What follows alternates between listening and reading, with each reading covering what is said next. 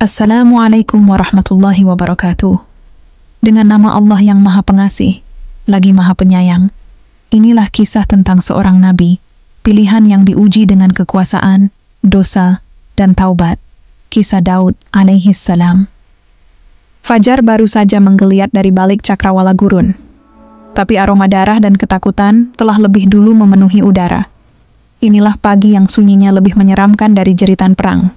Wajah-wajah para prajurit Bani Israel tampak pucat. Mata mereka membelalak, bukan karena matahari, tapi karena sosok setan bertubuh manusia, Jalut. Raksasa dari Filistin yang tak hanya membunuh, tapi mengoyak harga diri mereka. Jalut berdiri bak menara raksasa. Tubuhnya dilapisi baja, tombaknya sebesar pohon kurma. Setiap kali ia melangkah, tanah bergetar. Ia menantang, mencaci, dan menghina Allah serta umatnya. Tapi tak satu pun berani membalas. Di kejauhan, seorang bocah menggembala datang perlahan. Kainnya lusuh, wajahnya tak dikenali. Tapi matanya seperti menyimpan langit. Dia bukan tentara, dia bukan pahlawan, dia hanya Daud. Tapi hatinya lebih kuat dari seluruh barisan perang. Di pinggangnya tergantung ketapel tua dan beberapa batu. Tapi di dalam dadanya, ada sesuatu yang tak bisa dilihat musuh. Keyakinan bahwa kemenangan bukan soal ukuran, tapi siapa yang berdiri di pihak kebenaran. Di bawah bayang-bayang megah tenda kerajaan, Raja Talut duduk gelisah. Mahkotanya berat, bukan oleh emasnya, tapi oleh beban keputusasaan. Ia raja, tapi bahkan dirinya tak sanggup berdiri di hadapan Jalut. Lalu datanglah Daud ke hadapannya, tanpa rasa takut. Ia berkata, "Izinkan aku yang menghadapi Jalut." Semua tertawa. Seorang anak melawan raksasa, tapi Daud tak sedang bercanda. Ia sedang berbicara atas nama langit. Daud menceritakan masa lalunya, bagaimana ia pernah menerkam singa demi menyelamatkan seekor domba, bagaimana ia mencengkeram rahang serigala demi menjaga amanah. Ia bukan bocah biasa, ia dilatih oleh ketakutan dan iman. Raja Talut memberinya baju perang dan pedang. Tapi baju itu terlalu besar, terlalu berat. Daud melepaskannya. Ia tahu, bukan besi yang akan menyelamatkannya, melainkan Allah yang Maha Perkasa. Dia melangkah sendiri ke medan laga, hanya dengan seutas tali dan 5 batu dari sungai. Tapi malaikat-malaikat langit menatapnya, karena bumi akan mencatat hari itu sebagai momen ketika batu menumbangkan kekuasaan. Di tengah medan perang, Jalut berteriak sombong. Suaranya menggema seperti petir yang menghantam gunung. "Adakah yang cukup laki-laki untuk melawanku?" katanya. Tapi semua tunduk, semua diam, semua kecuali satu. Daud melangkah maju dari barisan. Tak ada pedang di tangannya, tak ada tameng di dadanya. Tapi di wajahnya, ada cahaya keyakinan yang membakar langit. Ia tahu, hari ini bukan tentang kekuatan, tapi tentang kebenaran. Jalut memandang ke bawah, tertawa keras melihat bocah kecil yang menantangnya. Tapi tawa itu akan jadi tawa terakhirnya. Karena Daud tak sedang melihat Jalut, dia sedang menatap takdirnya sendiri. Dengan tangan tenang, Daud mengambil satu batu. Bukan batu biasa, ini batu yang akan menjadi saksi kebenaran. Ia memutar tali ketapel. Waktu seakan berhenti. Malaikat menahan napas. Langit menunduk. Dan batu itu pun melesat, menembus udara, melawan raksasa, menembus sejarah. Batu itu bukan hanya proyektil. Ia adalah jawaban Tuhan atas kesombongan seorang tiran. Batu itu menghantam tepat di dahinya. Wajah Jalut yang penuh kesombongan berubah seketika menjadi ketakutan. Tak ada yang menyangka raksasa itu bisa disentuh. Tapi kenyataan telah mengetuk keras kepalanya. Tubuhnya yang menjulang itu mulai goyah. Kakinya kehilangan tumpuan, tangannya mencari udara. Suasana hening. Rasa tidak percaya mencengkeram semua yang melihat.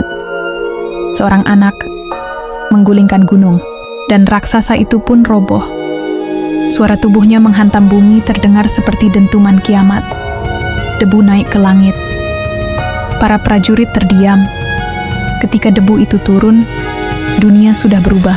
Daud melangkah pelan ke tubuh Jalut yang sudah tak bernyawa. Ia mengambil pedang musuhnya dan mengangkatnya tinggi. Bukan untuk pamer, tapi sebagai tanda bahwa kebenaran selalu punya cara untuk menang. Tentara Filistin panik. Mereka berlari seperti hantu yang kehilangan tuannya. Dan Bani Israel untuk pertama kalinya bersujud, bukan karena takut, tapi karena takjub. Allah telah menunjukkan keajaibannya. Mereka berlari menuju Daud. Tangisan dan sorakan bercampur jadi satu. Hari itu, kemenangan bukan datang dari jumlah atau kekuatan, tapi dari hati seorang pemuda yang berserah sepenuhnya kepada Tuhannya. Dari kejauhan, Raja Talut menyaksikan semuanya. Di matanya, bukan hanya rasa kagum, tapi juga ketakutan.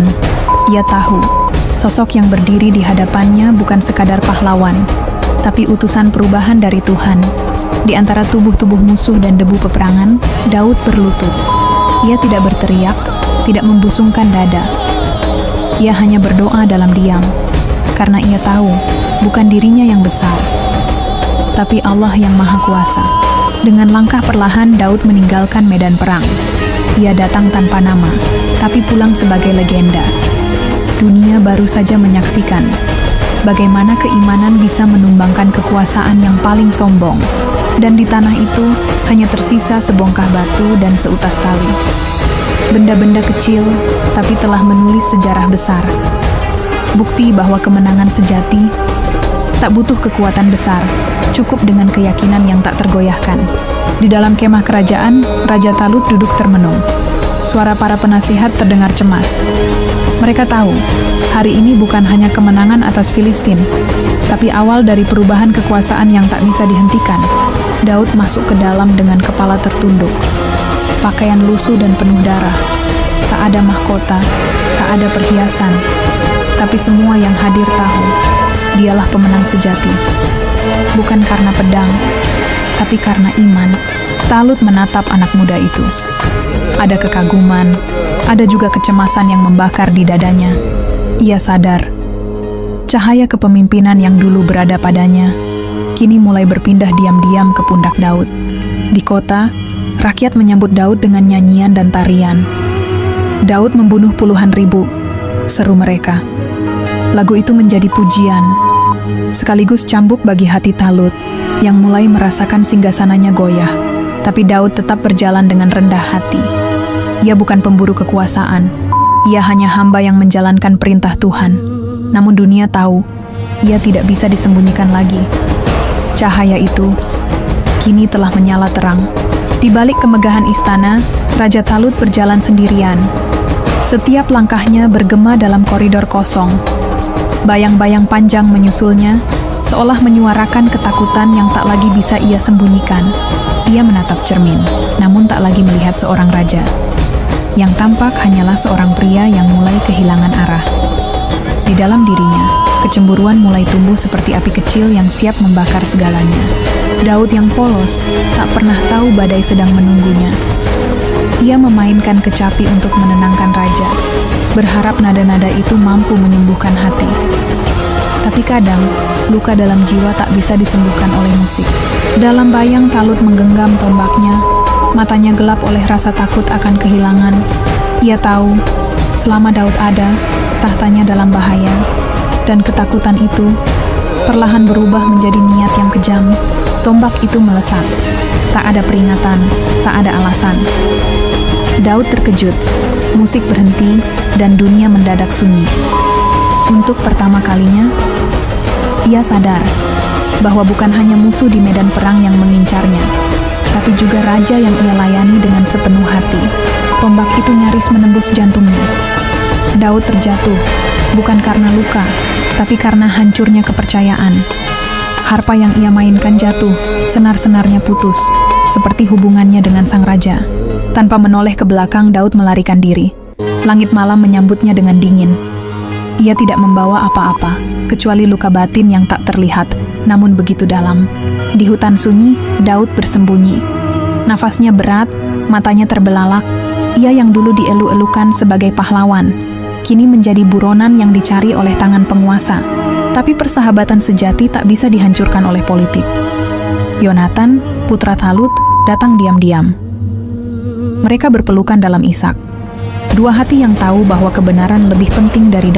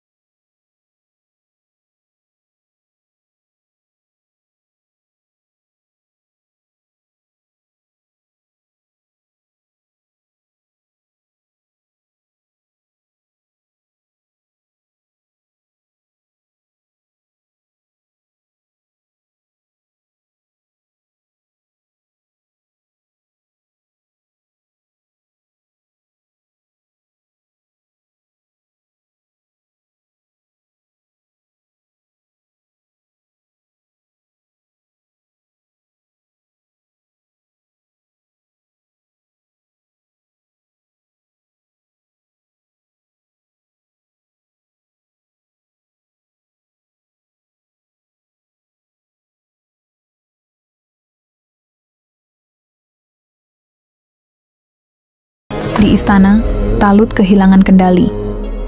Ia mencaci, berteriak, melempar tombak ke dinding. Setiap hari yang berlalu tanpa Daud tertangkap membuatnya gila.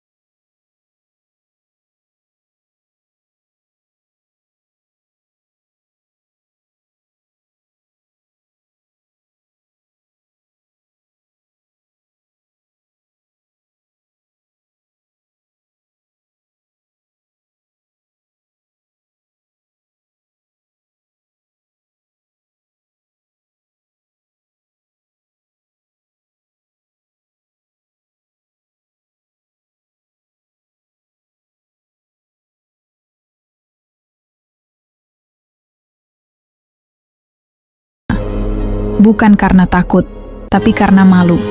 Ia yang punya kekuasaan justru kalah dalam ujian nurani. Dan Daud, sang buronan, menjadi pemenang tanpa mengangkat senjata. Setelah kejadian di gua, Talut berubah. Tatapannya kosong, langkahnya berat. Di dalam dirinya, suara nurani mulai berbicara lebih lantang dari ambisinya. Ia tahu, takdir tak lagi bersamanya. Dan Daud, yang dulu ia kejar, telah menunjukkan jalan yang lebih tinggi. Di dalam kemahnya, malam itu Talut menatap pedangnya. Bukan untuk menghunusnya, tapi seperti sedang bertanya, apa yang sudah kulakukan? Ia bukan lagi raja yang kuat. Ia hanya manusia yang kalah oleh ketakutannya sendiri. Perang besar meletus. Musuh datang dari segala penjuru. Dan Talut, meski batinnya rapuh, memimpin pertempuran terakhirnya. Tapi bukan kemenangan yang ia cari, melainkan penebusan. Sebuah cara untuk mengembalikan kehormatannya yang hilang. Talut terluka parah. Tubuhnya bersimbah darah, tergeletak di padang pertempuran. Ia menatap langit yang mulai gelap. Tak ada takhta, tak ada sorak kemenangan, hanya keheningan dan permohonan maaf yang tak pernah diucap. Ketika Daud menerima kabar kematian Talut, ia tidak bersorak, ia menangis. Jangan kabarkan ini di kota musuh. Jangan biarkan mereka bersukacita atas kejatuhan orang yang diurapi Tuhan, ucapnya. Sebab Daud tahu, kehormatan tak pernah lahir dari kebencian. Setelah kabar kematian Talut menyebar, Daud naik ke atas bukit, sendiri. Ia tidak bersiap untuk naik tahta, tapi berdoa dengan air mata. Ya Tuhanku, jika ini kehendak-Mu, jangan biarkan aku memimpin dengan sombong, tapi dengan takut akan-Mu. Para tetua Israel, satu persatu, datang kepadanya, bukan dengan tekanan, tapi dengan penghormatan. Engkaulah yang dulu memimpin kami dalam perang. Engkau jugalah yang Tuhan pilih menjadi gembala umat-Nya, kata mereka sambil mempersembahkan mahkota. Daud menerima mahkota itu, tapi bukan dengan senyum kemenangan. Ia menundukkan kepala, memejamkan mata, dan berbisik dalam hati. Bukan aku yang besar, tapi Engkau, wahai Tuhan. Engkaulah Raja segala raja. Ia berjalan di kota Hebron, tempat ia diangkat sebagai raja pertama atas Yehuda.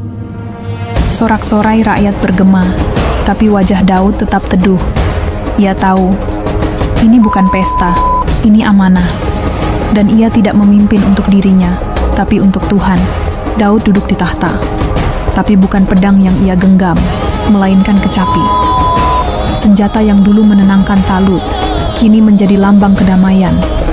Karena seorang raja yang memimpin dengan lagu dan doa, lebih kuat daripada 1000 yang memimpin dengan perang.